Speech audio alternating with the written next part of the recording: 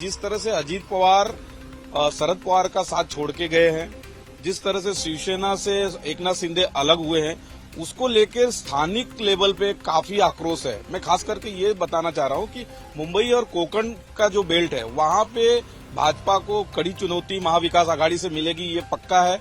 और महाराष्ट्र में लगभग 22 से 23 सीटें हैं, उसमें से 10 लोगों भाजपा के जो सिटिंग एमपीज है उनके टिकट कट सकते हैं। लोकसभा चुनाव 2024 का काउंटडाउन चल रहा है। अब की बार कैसा है चुनावी माहौल, इसी को लेकर हम न्यूज तक पर लेकर आए हैं एक स्पेशल सीरीज देश किसका। सीरीज के 7वें एपिसोड में हम आपको दिखा रहे हैं महाराष्ट्र का सर्वे और एक्सपर्ट ओपिनियन। राज्य की सियासत पर अच्छी पकड़ रखने वाले एक्सपर्ट और वरिष्ठ पत्रकार बता रहे हैं इस बार महाराष्ट्र की सियासत में किसके पक्ष में माहौल बन रहा है। प्रॉब्लम तो दोनों तरह है। आप देखेंगे अगर जो सत्तारूढ़ दल है जिसके अंदर भाजपा और अजीत पवार गुट है, शिंदे गुट है, अब शिंदे गुट के जो उद्योग मंत्री है उनका भाई कांग्रेस के नेता से मिल रहा है। शिंदे गुट भी दबाव बना रहा है कि हमें ज्यादा सीटें चाहिए। अजीत पवार बोल रहे हैं हमें ज्यादा सीटें चाहिए। भाजपा का कहना है कि आप कम सीटों पे लड़ो, विधानसभा में आपको बढ़ा देंगे। तो भाजपा गठबंधन में भी प्रॉब्लम है। और जो दूसरी बात है कि महाविकास आघाड़ी है, उनकी प्रॉब्लम सबसे बड़ी ये है कि वो अभी तक लड़ाई में उतरते हुए दिख नहीं रहे। भाजपा की तैयारी जो है लगभग 1 साल पहले से शुरू है, पर ये अभी सीट शेयरिंग के ऊपर ही फंसे हुए हैं। पर एक चीज ये है कि जिस तरह से अजीत पवार शरद पवार का साथ छोड़ के गए हैं, जिस तरह से शिवसेना से एकनाथ शिंदे अलग हुए हैं, उसको लेकर स्थानिक लेवल पे काफी आक्रोश है। मैं खास करके ये बताना चाह रहा हूं कि मुंबई और कोंकण का जो बेल्ट है वहां पे भाजपा को कड़ी चुनौती महाविकास आघाड़ी से मिलेगी, ये पक्का है। इसके बाद अगर आप पश्चिम महाराष्ट्र में जाएंगे जहां पे अजीत पवार शरद पवार को छोड़ के आए हैं, आज भी शरद पवार को मानने वाले लोग हैं और शरद पवार अभी भी हैं, राजनीति में एक्टिव हैं। वो जिस तरह से संघर्ष कर रहे हैं, तो हो सकता है कि यहाँ पे मामला जरा कड़े मुकाबले का दिख रहा है। ये बात सही है कि देश में प्रधानमंत्री भाजपा के प्रधानमंत्री है, राम मंदिर उन्होंने किया है, ऐसे बहुत सारे मुद्दे हैं जिसका बेनिफिट उनको मिलेगा।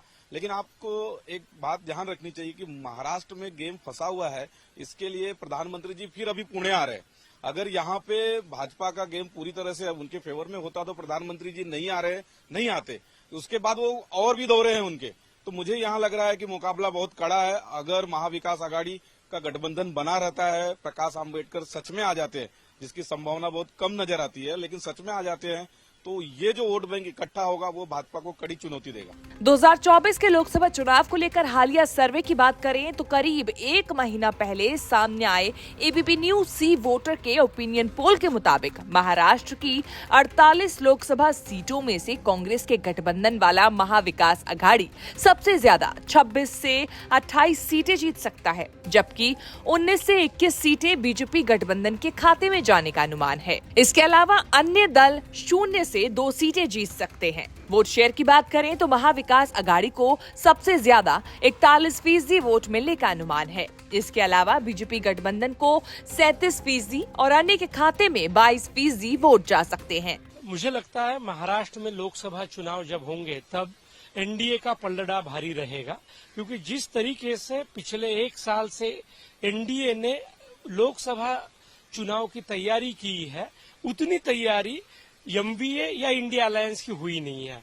अभी चुनाव को सिर्फ 1 या सवा महीना बचा है, तब तक इंडिया अलायंस के गठबंधन के साथी का जो सीटों का बंटवारा है वो भी हुआ नहीं है।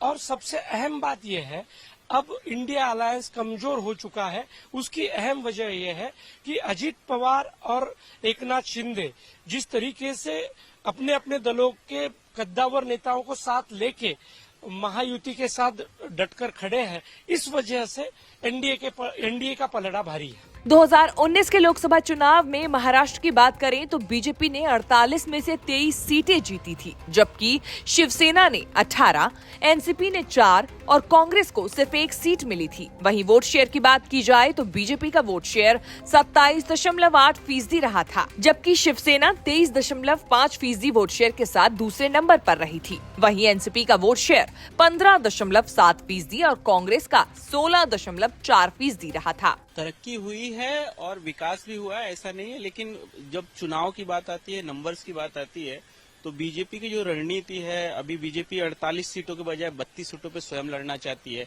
6 सीट अजित पवार को देना चाहती है और 10 सीट एनसीपी माफ करिएगा, एकनाथ शिंदे ग्रुप को देना चाहती है। उस 10 में भी 6 सीट ऐसी है जहां पे एकनाथ शिंदे के लोग कमल के सिंबल पे लड़ना चाहते हैं। तो बीजेपी का आवरा बना हुआ है।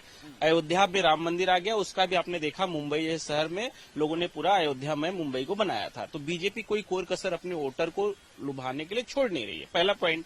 तो अब क्या, लेकिन महाविकास आघाड़ी क्या कर रही है? महाविकास आघाड़ी एक प्रकाश आंबेडकर को लेके इतना उथल पुथल मचा हुआ है उनमें, वो तय नहीं कर पा रहे कि उनको लेना है कि नहीं लेना है, और लेना है तो क्या उनके टर्म्स पे लेना है। मेरे पास जो जानकारी है, जो मेरे सूत्र बता रहे हैं, प्रकाश आंबेडकर दोनों तरफ बात कर रहे हैं। उनका बीजेपी के नेताओं से भी बातचीत चालू, यहाँ तक बीजेपी भी उनको 2 सीटें ऑफर कर सकती है, 2 नहीं तो कम से कम 1 सीट तो ऑफर कर सकती है। और बीजेपी की ओर से भी बातचीत, उनका प्रकाश आंबेडकर का डायलॉग चालू है।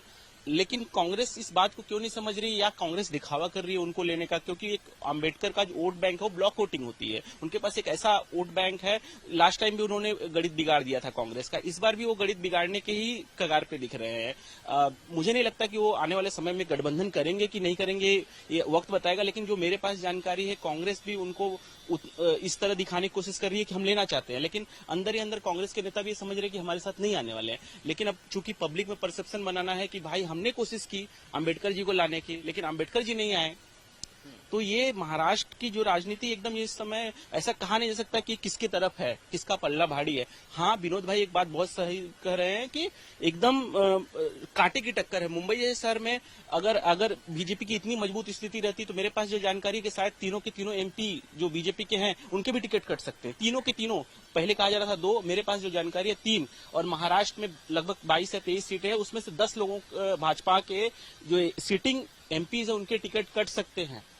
मतलब ऑलमोस्ट 40% लोगों की सीट बदल रहे हैं। इसका मतलब बीजेपी को भी अंदेशा हो चुका है इस बात का कि हमारे जो कैंडिडेट हैं उनकी रिपोर्ट गलत है, उनकी परफॉर्मेंस ठीक नहीं रही है, तो इसलिए उम्मीदवार बदल रहा है। लेकिन चूंकि कांग्रेस का आप देखेंगे तो उनके पास अभी तक कोई ऐसा ठोस रणनीति नहीं दिख रहा है। उनके पास मिलिंद देवड़ा उनको छोड़ के चले गए, प्रिया दत्त माफ करिएगा, प्रिया दत्त क्या कहते हैं, उस सीट पे वापस लड़ने के लिए सोच रही है, तो उनको भी मिलना नहीं है।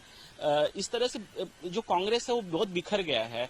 और मुंबई में ही 2 सीटें ऐसी हैं जो सेना देना नहीं चाहती उनको। उनका कांग्रेस का कहना है कि हमने यहाँ पहले लड़ा है, एक राहुल सेवाले वाली सीट है जो वो चाहती है कि कांग्रेस हमें मिल जाए, वर्षा गायकवाड़ वहां से उम्मीदवार हो। एक गजानंद कीर्तिकर वाली सीट है, उस पे भी संजय रूपम चाहते हैं कि लड़े। पार्टियां मांग रही है लेकिन मिल नहीं रहा है। इनकी 5 सीटें ऑलरेडी रामटेक और वर्धा, शिरडी, ऐसी चीज 5-6 सीटें हैं जहां पे इनके डायलॉग अभी कांग्रेस और शिवसेना के साथ ही फंसे हुए हैं।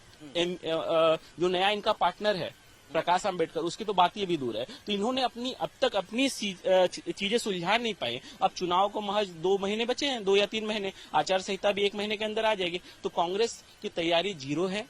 बीजेपी तैयारी के मामले में बहुत आगे है, लेकिन बीजेपी को ये डर है जो उन्होंने 2 पार्टियां तोड़ी हैं उसका रिसेंटमेंट उनको भोगना पड़ सकता है। इसके लिए उन्होंने ग्राउंड पे काम करना शुरू कर दिया है। इसी की कवायद में प्रधानमंत्री जी आ रहे हैं लगातार और आते रहेंगे वो। इससे पहले हुए 2014 के लोकसभा चुनाव की बात करें तो इसमें भी बीजेपी ने 23 सीटें जीती थी। शिवसेना ने 18, एनसीपी ने 4 और कांग्रेस को 2 सीटों पर जीत मिली थी। परिणाम 2014 और 2019 का लगभग एक जैसा रहा। बस 2019 के चुनाव में कांग्रेस की 1 सीट कम हो गई। वहीं 2014 के वोट शेयर की बात की जाए तो बीजेपी का वोट शेयर 27.6% रहा, शिवसेना का 20.8%, एनसीपी का 16.1% और कांग्रेस का 18.3% रहा। मुझे लगता है कांग्रेस एक राष्ट्रीय दल है। राष्ट्रीय दल होने के नाते वो ज्यादा से ज्यादा सीटें लड़ना चाहता है और पिछले कई चुनाव में वो लड़ रहा है। लेकिन गठबंधन में यदि ज्यादा साथीदार आएंगे तो एक दूसरे के खाते से सीट चली जाएगी। इसी वजह से यदि ये गठबंधन होना है तो 2 दलों को अपना मोह, अपनी सीटें छोड़नी पड़ेगी। वो 2 दल है शिवसेना और कांग्रेस, क्योंकि शिवसेना पिछली बार 23 सीटें लड़ी थी भाजपा के साथ, कांग्रेस 26 सीटें लड़ी थी और अब 3 लोग इस गठबंधन में आ गए। पहले 2-2 हुआ करते थे, तो अब कांग्रेस, राष्ट्रवादी, शिवसेना, ये 3 दल, चौथा दल वंचित बहुजन आघाड़ी आना चाहता है। तो ये सीटों का बंटवारे का खेल फंसा वही है कि कौन कितने अपने खाते में से दे। इस वजह से आपने जो पूछा कि कांग्रेस ही इसके लिए जिम्मेदार होगा क्या, तो मुझे लगता है महाराष्ट्र में यदि ये गठबंधन होता नहीं है तो 2 सीटें, 2 दल ये जिम्मेदार रहेंगे, एक शिवसेना और एक कांग्रेस। और सबसे अहम ये है कि ये सब सीटें तो मांग रहे हैं, लेकिन उम्मीदवार कितने लोगों के पास है। जो हम बात कर रहे हैं कि अभी पेच फंसा है इन सब सीटों पे, लेकिन उनके पास उम्मीदवार कहाँ है। जैसे शिवसेना 23 सीटें मांग रही है, लेकिन शिवसेना के पास तकरीबन 13-14 सीटों पे मजबूत उम्मीदवार है ही नहीं। तो ऐसे स्थिति में शिवसेना सीटें क्यों मांग रही है कि वो चाहती है कि अगली बार वो जब चुनाव लड़े उसके पास अच्छी सीटें हैं तो उसका बार्गेनिंग पावर रहेगा। और इस बार कौन सीटें नहीं मांग रहा है, तो राष्ट्रवादी शरद पवार गुट 12 सीटें मांग रहा है, लेकिन मुझे लगता है वो जब सीटों का बंटवारा अंतिम दौर में पहुंचेगा वो 5-6 सीटों पे भी मान जाएंगे, क्योंकि उनके पास उम्मीदवार है नहीं। तो ये खेल जो है वो अच्छा उम्मीदवार किसके पास है, मजबूत उम्मीदवार, रणनीति किसके पास है, और सबसे अहम जो है वो चुनावी योजना कौन अच्छा बनाएगा और उसकी अमल करेगा, उसके ऊपर टिकेगी। और ऐसी बातें ये गठबंधन की चर्चा में आकर अंतिम होती है तो इंडिया अलायंस हो पाएगा, नहीं तो मुझे लगता है इंडिया अलायंस हो पाना मुश्किल है। देखिए, झगड़ा तो यहाँ पे भी है, भाजपा के साथ में जो भी है, अजीत पवार हो चाहे एकनाथ शिंदे, जो उनके अंदर भी झगड़ा है। आप रत्नागिरी और सिंदूर की सीट पे एक उदाहरण ले सकते हैं। उसके बाद आपने देखा वो कल्याण की सीट पे किस तरह से चल रहा है। कल्याण में अभी भी ये स्थिति है कि भाजपा के लोगों ने ये तय करके रखा कि अगर श्रीकांत शिंदे चुनाव लड़ेंगे तो हो सकता है कि वो नेगेटिव वोटिंग करे या किसी और को मदद करे। तो झगड़ा सभी पार्टियों में है, लेकिन एक बात ये देखनी पड़ेगी कि भाजपा गठबंधन जो है उसने रेस में दौड़ना शुरू कर दिया है और अभी ये सिर्फ चर्चा में उलझे हुए हैं। जब तक आप अपनी रणनीति बना के दौड़ना शुरू नहीं करेंगे तब तक आप कुछ कर नहीं पाओगे। और दूसरी चीज है कि देखिए, जिस तरह से अभिजीत जी ने कहा, मैं उनकी बातों से इत्तेफाक रखता हूं कि यहाँ पे एक तरफ भाजपा के पास में प्रधानमंत्री नरेंद्र मोदी जैसा एक बड़ा व्यक्तित्व है, चेहरा है, जो वोटों को भीड़ को वोट में कन्वर्ट करने की क्षमता रखता है। दूसरी तरफ इनके पास वैसे लीडर्स नहीं है। फिर आपके आपसी झगड़े भी है। अगर आप ये सारी चीजों को कंट्रोल कर सकते हो तो ही भाजपा से आप मुकाबला कर सकते हो। हालांकि झगड़ा इनके अंदर है, बहुत सारी सीटें ऐसी हैं कि एकनाथ शिंदे की डिमांड है कि हमें ये सीटें चाहिए। दूसरी तरफ उसी सीटों पे अजीत पवार गुट भी दावा कर रहा है। फिर भाजपा में ये भी है कि नहीं, आप अपने जो उनके सीटिंग कुछ एमपी है कि कोमल चुनाव चिन्ह से लड़ो, क्योंकि भाजपा को भी डर है कि हो सकता है कि इनके अपने चुनाव चिन्ह पे अगर ये लड़ते हैं तो डैमेज हो सकता है। तो झगड़ा सभी पार्टियों में है, पर उसके अंदर कहीं न कहीं एनडीए गठबंधन थोड़ा सा मजबूत स्थिति में दिख रहा है।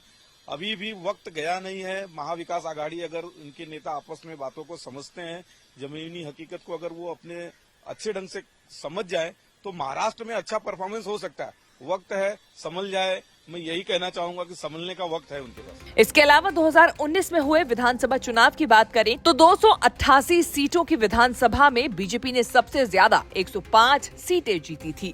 56 सीटों के साथ दूसरे नंबर पर शिवसेना रही। एनसीपी को 54 सीटें मिली, जबकि कांग्रेस 44 सीटें जीतने में कामयाब रही।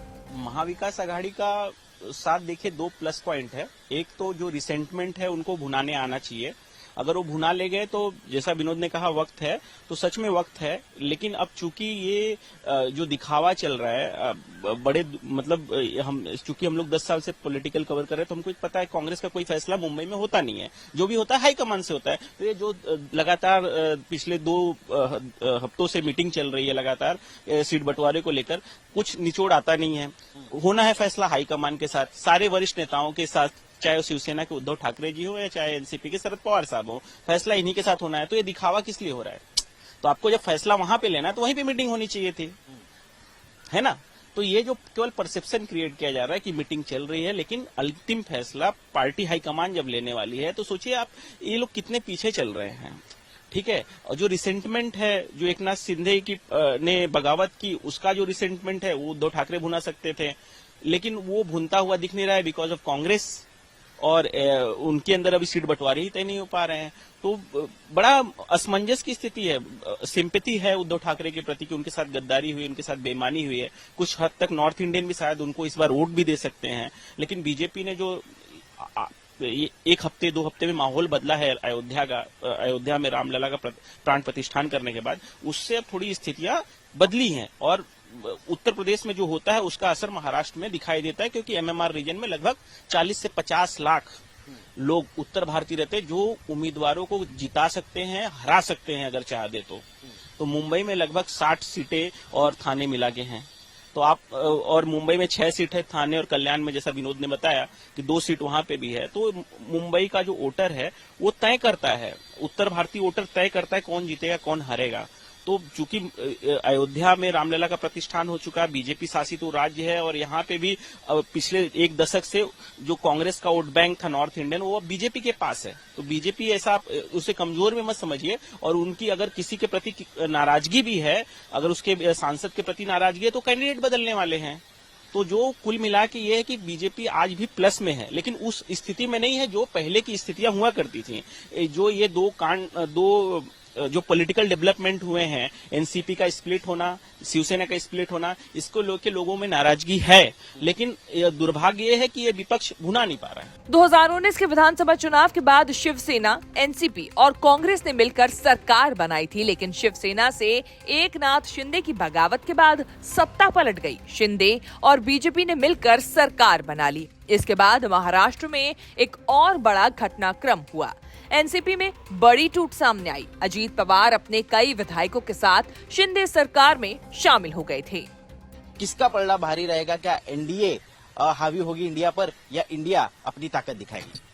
नहीं, ये सवाल महाराष्ट्र के परिप्रेक्ष्य में है या पूरे देश का है। अगर आप महाराष्ट्र के लिए बात कर रहे हैं तो कहीं न कहीं ऐसा लगता है कि भाजपा गठबंधन प्लस में जाएगा, पर कैंडिडेट आने के बाद बहुत सारी क्षेत्रों में राजनीतिक परिस्थितियां बदलती है। पर जो सवाल आपका स्पेसिफिक उत्तर ये होगा कि भाजपा गठबंधन प्लस में रहेगा। आपको क्या लगता है, क्या महाराष्ट्र में क्या माहौल रहेगा?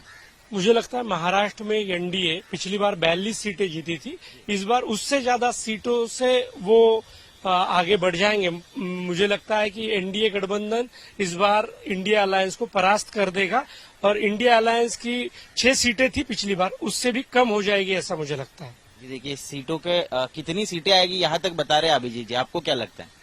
नहीं, मुझे लगता है बीजेपी प्लस में मतलब उनकी सीटें जो एग्जिस्टिंग है 23, वो भी बचा ले जाए तो बहुत बड़ी बात है, क्योंकि लोगों का जो रिसेंटमेंट है वो बीजेपी के प्रति ही है। क्योंकि बीजेपी ने जो 2 पार्टियां तोड़ी हैं, लोगों को ये समझ में आ रहा है कि पार्टियां क्यों टूटी हैं। अब बहरहाल बात यह है कि क्या कॉज क्या है, क्यों ये स्थितियां आई। तो उद्धव के प्रति भी लोगों की नाराजगी होगी, क्योंकि इन्होंने गठबंधन के साथ चुनाव लड़ा था और उसका जनादेश का पालन नहीं किया था। तो अब इस बात को बीजेपी कितना कन्विंस कर ले जाती है तो अपना वोट बैंक वो अपना रिटेन कर पाए, मुझे तो ऐसा दिखता हुआ दिख नहीं रहा है। अगर उन्होंने कई सीटों पे कटौती की तो शायद कुछ हो जाए। और रह गई बात कि इंडिया गठबंधन की, तो सही बात है कि इंडिया गठबंधन आगे ही रहने वाला है इंडिया से। हाँ, इनका सीटें कम हो जाएंगी, लेकिन इंडिया गठबंधन आगे रहेगा, इंडिया गठबंधन की तुलना में बहुत आगे रहेगा। लेकिन सीटें इंप्रूव होंगी इस बार। तो कुल मिलाकर इस चर्चा का अगर कंक्लूजन निकाले तो यही सामने आ रहा है कि फिलहाल की स्थिति में एनडीए जो है वो महाराष्ट्र में भी मजबूत स्थिति में दिख रही है, लेकिन कहीं ना कहीं जो सारी चीजें विपक्षी गठबंधन को बढ़त दे सकती है, ताकत दे सकती है, क्या वो उन्हें इनकैश कर पाएंगे और उसके लिए क्या क्या कोशिशें होंगी, ये भी देखना बहुत ही महत्वपूर्ण होगा। इसी तरह हम हर राज्य से आपको सारे एक्सपर्ट्स ओपिनियन दिखाते रहेंगे और वहां की स्थिति का जायजा लेते रहेंगे। तब तक देखते रहिए न्यूज तक।